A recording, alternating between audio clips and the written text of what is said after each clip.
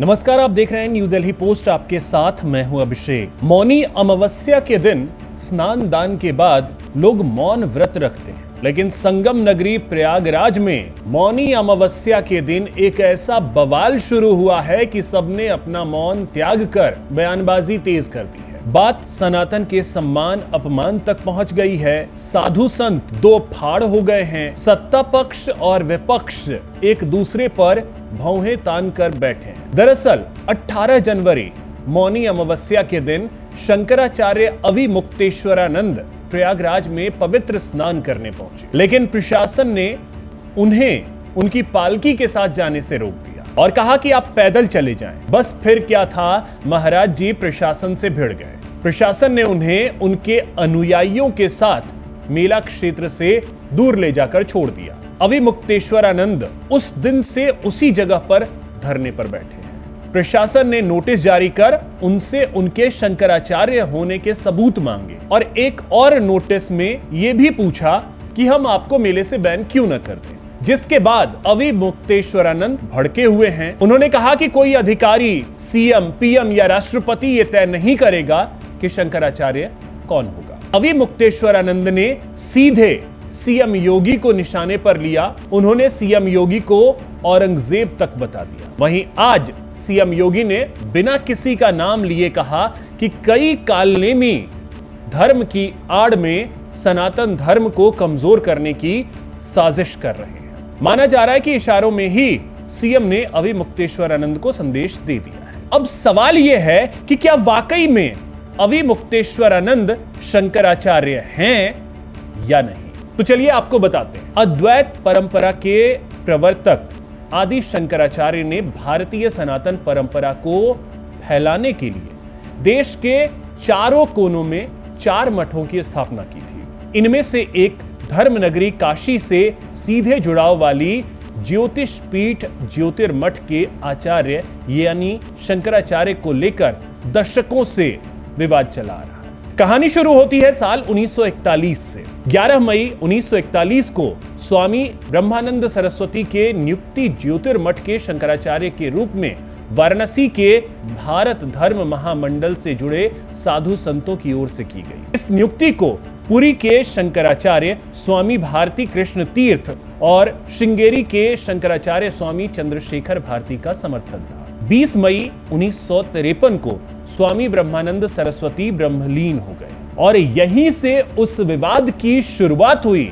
जो आज तक जारी है। 1953 में ब्रह्मानंद सरस्वती के ब्रह्मलीन होने के बाद उनके शिष्य स्वामी हरिहरानंद सरस्वती को शंकराचार्य पद का प्रस्ताव दिया गया, लेकिन वह इसके लिए राजी नहीं हुए। इसके बाद दावा किया गया कि शंकराचार्य रहे ब्रह्मानंद सरस्वती ने मृत्यु से 5 माह पहले एक वसीयत तैयार की थी, जिसे इलाहाबाद में रजिस्टर्ड बताया गया। इस कथित वसीयत में 4 नाम थे, जिसमें क्रम से मठ का उत्तराधिकारी बताया गया था। पहला नाम था स्वामी शांतानंद सरस्वती का, इसके बाद स्वामी द्वारकेशानंद सरस्वती, स्वामी विष्णु देवानंद सरस्वती और स्वामी परमानंद सरस्वती के नाम शामिल थे। इसी आधार पर स्वामी शांतानंद सरस्वती ने शंकराचार्य पद ग्रहण किया। इसी आधार पर स्वामी शांतानंद सरस्वती ने शंकराचार्य पद ग्रहण किया,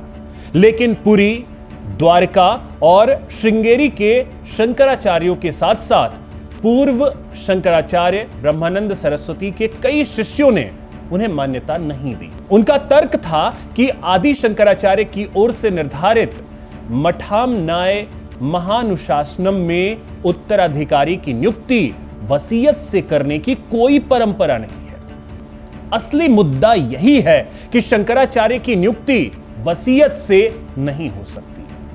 वसीयत वाली बात पर कई आरोप भी लगे।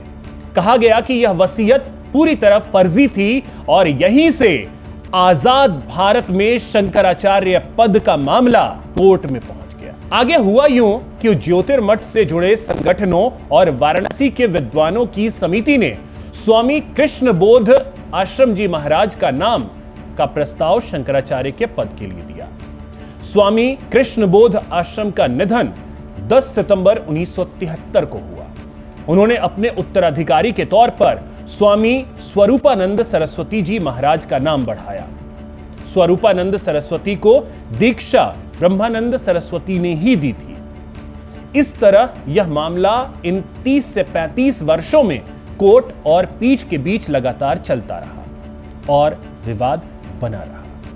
हालांकि इस पदवी को लेकर यह विवाद 8 अप्रैल 1989 से और अधिक गहरा गया, जब ज्योतिष पीठ के वरिष्ठ संत श्री कृष्ण बोधश्रम के निधन के बाद स्वामी स्वरूपानंद सरस्वती ने खुद को उनका उत्तराधिकारी घोषित कर दिया। 15 अप्रैल 1989 को ज्योतिष पीठ के वरिष्ठ संत शांतानंद जी ने वासुदेवानंद सरस्वती को अपना उत्तराधिकारी घोषित कर दिया। इससे एक ही पीठ के 2 शंकराचार्य।